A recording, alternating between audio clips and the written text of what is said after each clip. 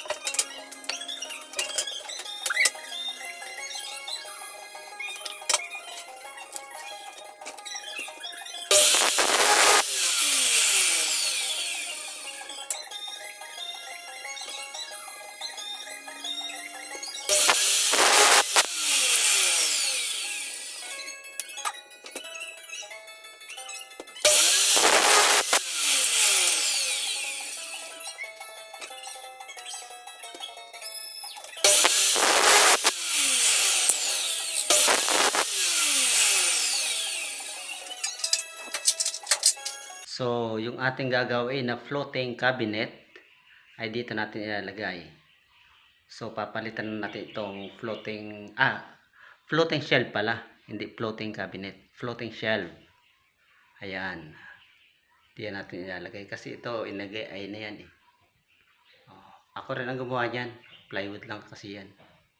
Kaya papalitan natin ng ng aluminum para pang matagalan na.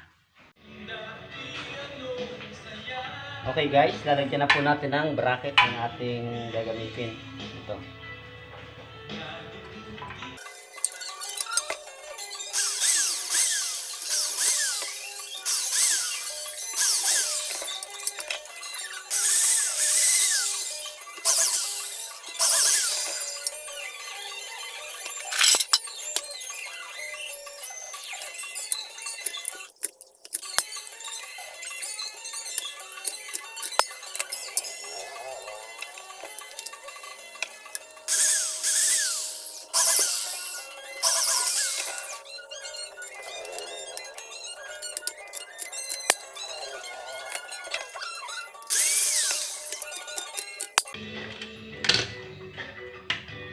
Okay guys, bali isa lang bracket ang ating ilalagay sa loob lang. Dito hindi na natin lalagyan para pag nilagay natin to, pag i-display natin, yan, para malinis siya dito. Para pag nakahanger na ganyan, walang makikitang rivet dito. Malinis. Bale, ang magpapatibay siya kanya dito, yung ECP, kasi lalagyan ko ng ECP dito, si babaw, saka si ilalim. So, dito na natin i-rivet yung ECP. Okay?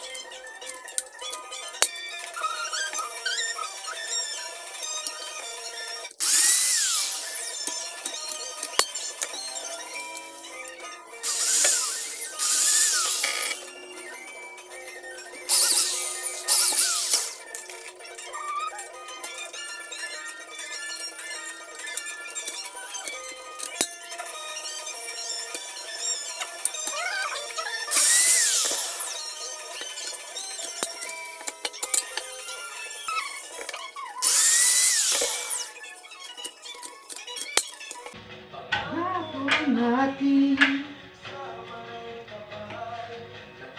Ito guys, may bracket na yan lahat. Okay.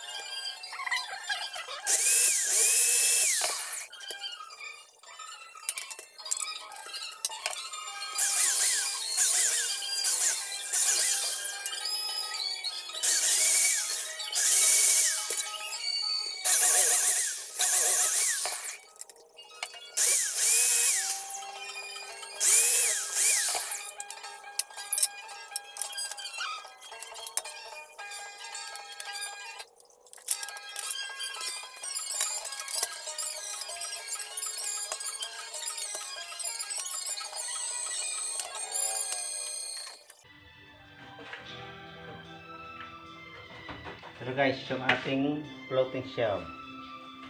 Okay. Okay guys, ating babaklasin na muna ito. Tatanggalin na muna natin yan. Para madrill natin yung yung screw. Okay. Guys, kinakabit na po natin ang ating floating cabinet.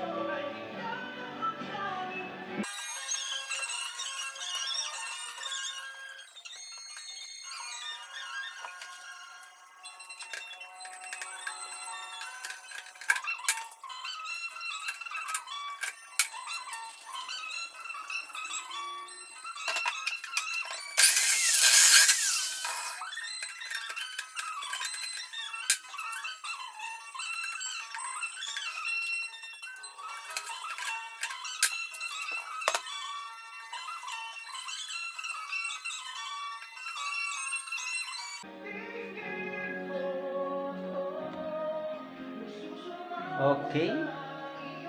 Ikabit na natin. Guys, ito na. Bali, double lang ano yan. Yung nilagay ko kong ECP. Isa dito sa ilalim, tapos sa ibabaw. Wala pa laman yung, wala pa yung ibabaw niyan. Bali yan ay lalagyan ko pa ng ECP dito. Tapos ito yung isa. Yan. Okay. Tapos ang ano yan, ang screw ko, dalawa. Yan. Ito, dalawang 8x12 yan, screw. Para matibay. Matibay yan. Kahit lagyan ng mabigat, hindi man ano siya. Tapos ang lapad niya ay 5.5 inches. Yung haba niya ay 21 inches. Yung haba. Yan. Lagyan pa natin ang isip yung ibabaw.